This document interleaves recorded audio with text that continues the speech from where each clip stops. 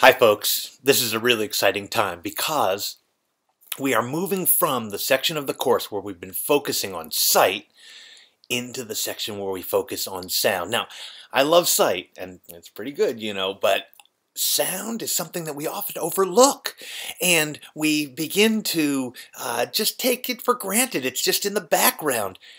In this section of the course, we're going to start really trying to bring it to the foreground, to tune our minds to it, to attend to that sense of hearing.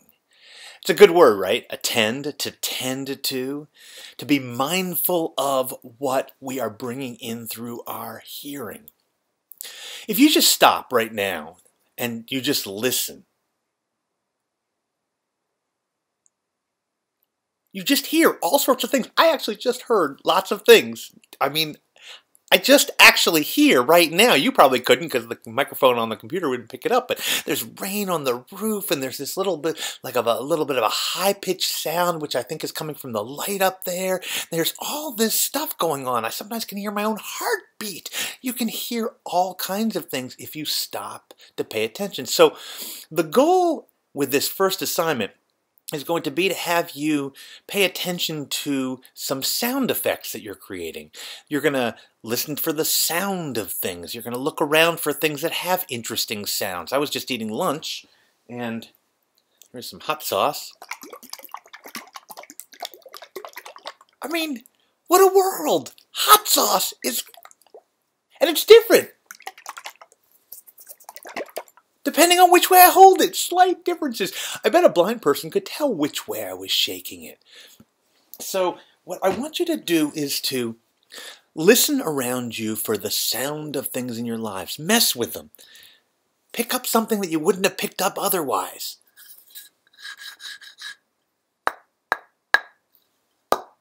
Wow, there's all kinds of ways of making sounds. Blow over the top of it.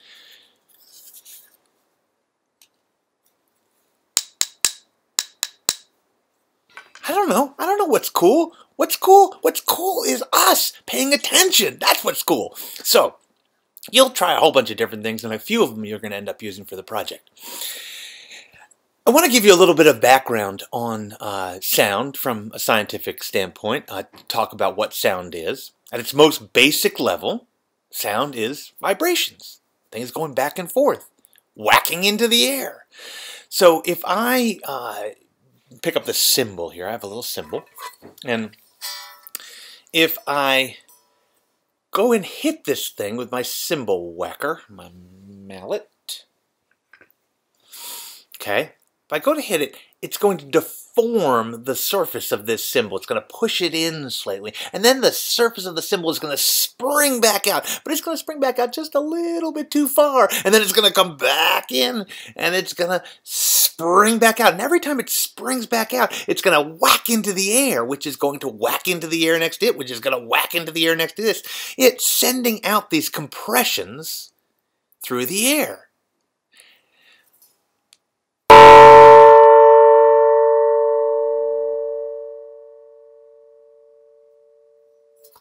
See, when I grabbed it, I stopped it from whacking back and forth. Whap, whap, whap, whap, whap, whap, whap. It stopped sending out those compressions, and we stopped being able to hear it. Now, I'm hearing it by those compressions going out through the air and compressing the air near my ear and making my eardrum vibrate. You're hearing it because those compressions went to the microphone on the computer, which sent an electrical signal corresponding to those compressions down to the CPU of the computer, which turned that electrical signal into ons and offs, ones and zeros, which ultimately got stored on Google's server and YouTube, and you actually were playing it back by having that signal come back as ones and zeros to your CPU, and your CPU turned it back into electrical signals, which went to the speaker of your computer or your headphones, and hooray! Your eardrums vibrated, representing the original sound.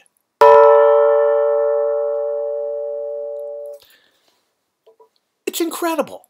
It's an incredible thing. So, what are some of the variables that make things sound different from one another? Right? What are the variables? Well, we've got things that might sound louder or softer. So what does that have to do with these vibrations? Well, if I hit this thing harder, it hits the air harder, and each of the whaps into the air is harder. That's what louder is. So if my hands are like a tuning fork that's playing a really loud sound would whap hard, hard, hard. That's loudness and softness. Soft, soft, soft. Loud, loud, loud. But there's another variable that's really important. It's the variable of pitch, or the frequency that those vibrations are going. So a low sound would be a very infrequent whapping, and a high sound would be a more frequent whapping. This would be a low and loud sound. This would be a low and soft sound. This would be a high and soft sound. And this would be a scream, a high-pitched sound that's also very loud. And by the way, the pitch of the human scream, which is about 3,000 hertz or 3,000 whaps per second, is the pitch that our ears are most sensitive to, which makes sense from an evolutionary standpoint. We are most sensitive to the scream of danger. And we have learned to create, through evolution, our bodies create sounds that other people's ears are sensitive to. It's beautiful. It also means that when we're hearing things, we are riding this wave of history. And our ancestors are encoded in the actual way that we hear, the things that we're sensitive to. Now, when you listen to music, say, I have some music here. I have a yodeling pickle. So when you hear this, you're hearing changes in pitch and also loudness. But there's something more going on than just pitch and loudness in this case, because the notes that this pickle makes are specific to the speaker of this pickle and the shape of the pickle. There's a kind of a sound quality, a timbre of this particular pickle that's different than other musical instruments. For instance, if I play a G on this recorder,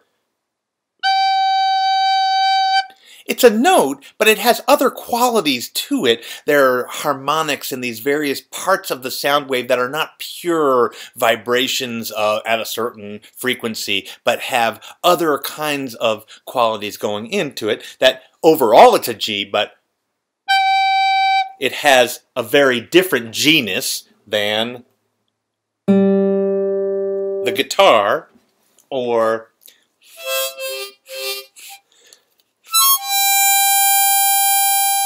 the harmonica. So you can play the same note, and because of the timbre of the different instruments, you can have a different sound. So I want you to just be thinking all the time, what do things sound like? What might be an interesting sound to record?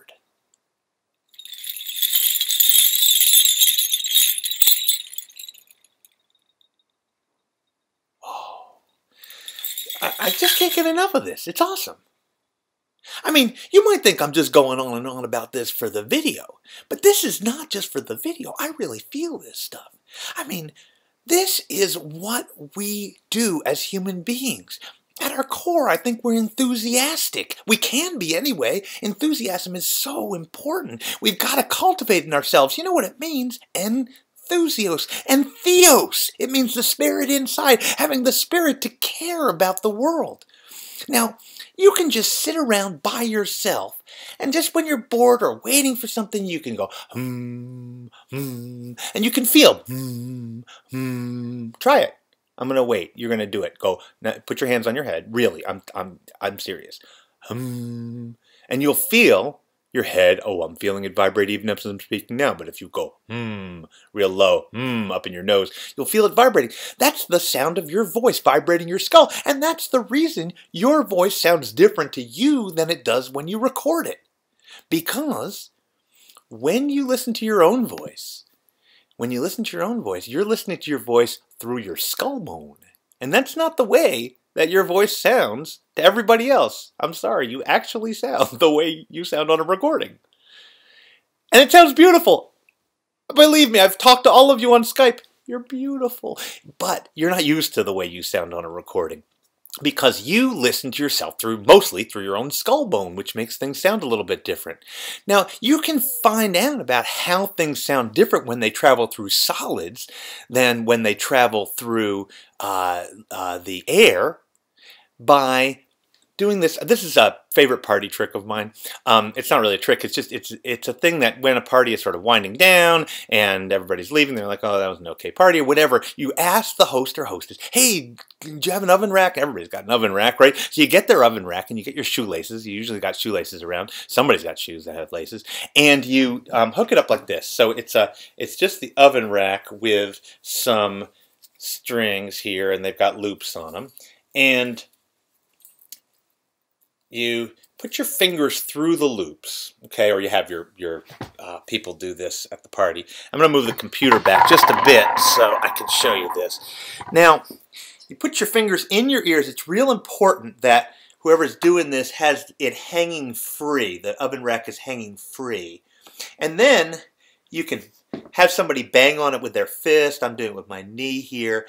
It's even, oh my gosh, it's really great right now. You can't hear it, but it's so good. But you can even try things like this, like take a pair of scissors and somebody can strum it. Or like a wooden spoon. Try different things. And I really, really want you to try this. And in fact, I want you to try this so much that I will give anybody extra credit who will do this and videotape it, show somebody else. You got to show somebody else and talk to them about how the sound is traveling up through the strings and to their ears and making it sound so different. It sounds like you're inside a church bell. And if you'll explain it and take a video of yourself explaining it and upload it and post it somewhere, I'll give you extra credit. And the reason I want to give you extra credit is that it's not just extra credit for the course, it's extra credit for your life. And it's not just extra credit for your life, it's like extra credit for all humanity, because our sharing of our attention is so central to our development as a culture.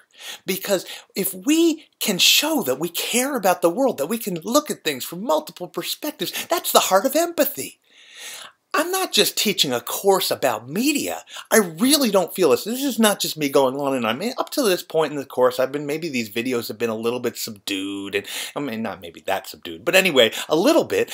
But here, I'm just telling you, this is what I'm about. And through years of trying to do this kind of work with students, I know that actually the more we try to use the tools that we have, all these incredible technology tools, to help us attend to the world, to care for it, to care about how it looks and sounds, and how we can share those kinds of things, the better we're all going to be off.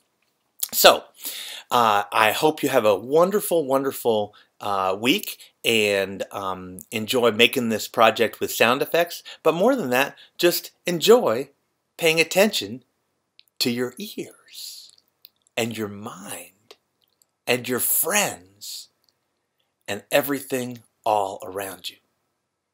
See ya.